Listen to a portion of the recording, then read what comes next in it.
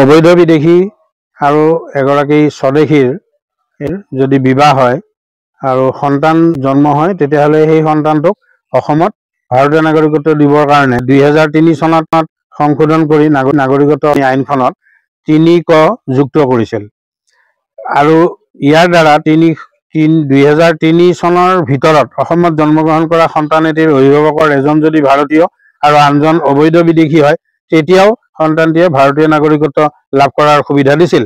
প্ৰকৃততে পাছপোৰ্ট আৰু ভিসা লৈ অহা যি বিদেশী সেই বিদেশী নাগৰিকৰ সন্তান জন্ম হলেহে বাই বাৰ্থ ইণ্ডিয়ান সিটিজেনশ্বিপ পাব পাৰে, কিন্তু অবৈধ এগৰাকী বিদেশী আৰু স্থানীয় মানে লোকৰ লগত বিবাহ হ'ল কাৰণেই তাৰ সন্তানটোক নাগৰিকত্ব দিব এইটো কেতিয়াও গ্ৰহণযোগ্য কথা নহয়, ই সংবিধান বিৰোধী আৰু সেইকাৰণে আমি অসম সন্মিলিত মহাসংঘই ইয়াৰ বিৰুদ্ধে আমি অসম আন্দোলনৰ শ্বহীদ ৰূপক নাথৰ ককায়েক দীপক কুমাৰ নাথ আৰু প্ৰয়াত বিশিষ্ট সাহিত্যিক বুদ্ধিজীৱী বিশ্বেশ্বৰ হাজৰিকাৰ জৰিয়তে আমি 311/2015 চনতে এই গোচৰটো আমি তৰিছিলো। সুপ্ৰিম কোৰ্টত শুনানি লৈ সেই সময়ৰ ন্যায়াধীশ ৰহিন্টন ফলিনৰিমান আৰু ন্যায়াধীশ ৰঞ্জন গগৈৰ দুজনীয়া বিচাৰপীঠে এই গোচৰটো সংবিধান উলংঘাৰ গোচৰ কাৰণে সাংবিধানিক বিচাৰপীঠলৈ প্ৰেৰণ কৰিছিল।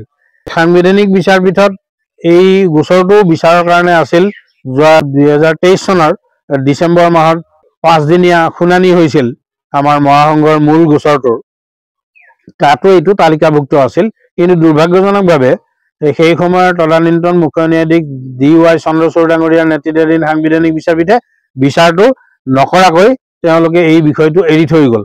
এতিয়া এই বিষয়টো 5 মাৰ্চত শুনানিৰ কাৰণে ধাৰ্য কৰিছিল বৰ্তমানৰ মুখ্য ন্যায়াধীশ সঞ্জীৱ খান্না ডাঙৰীয়া, কিন্তু আকৌ 5 মাৰ্চত শুনানিটো আকৌ বাতিল কৰিছিল।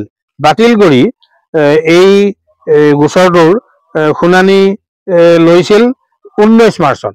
19 মাৰ্চত শুনানি লওঁতে তেতিয়া ন্যায়াধীশ আছিল ন্যায়াধীশ সূৰ্যকান্ত আৰু ন্যায়াধীশ লংমেইকাপাম কোটেশ্বৰ সিংহ। এই দুজনীয়া বিচাৰপীঠে 30 এপ্ৰিলত পৰৱৰ্তী শুনানিৰ দিন ধাৰ্য কৰিছে। উল্লেখযোগ্য যে ইয়াৰ আগতেও 5 মাৰ্চৰ শুনানিৰ সময়ত নোটিফিকেশ্যন জাৰি কৰি 8 এপ্ৰিলত শুনানিৰ দিন ধাৰ্য কৰিছিল। 8 এপ্ৰিলৰ শুনানিও মানে গ্ৰহণ নকৰি শেষত গৈ 30 এপ্ৰিলত শুনানিৰ দিন ধাৰ্য কৰিছে। গতিকে এই বিষয়টো লৈ ভাৰতীয় ন্যায় ব্যৱস্থাত এই ধৰণে এটা দিন বাৰ ঠেলি বেলেগ বেলেগ তাৰিখলৈকে টানি লৈ গৈ থকাটো এইটো এটা আচলতে দুৰ্ভাগ্যজনক কথা। আচলতে ভাৰতীয় ন্যায় ব্যৱস্থাত সিৰিয়াছ যিবোৰ বিষয়ৰ গোচৰ এইবোৰ সোনকালেই এই শুনানি হৈ এটা ব্যৱস্থা গ্ৰহণ কৰা উচিত।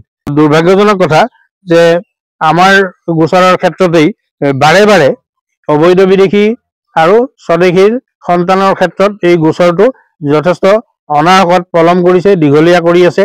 গতিকে আমি এতিয়া আশা ৰাখিম যে 30 এপ্ৰিলত যাতে শুনানি হৈ নিৰ্ধাৰিত তাৰিখতেই শুনানি হৈ এটা যাতে সিদ্ধান্ত গ্ৰহণ হয় আৰু ইয়াৰ উপৰিও আমাৰ বাকী গোচৰ যিবোৰ পেণ্ডিং হৈ আছে সেইবোৰৰো শুনানি সোনকালেই হ'ব। ন্যায়ালয়ৰ ওপৰতে ভৰসা কৰি আছো। গতিকে আমি আশা ৰাখিম যে জনগণে এটা ন্যায় পাব।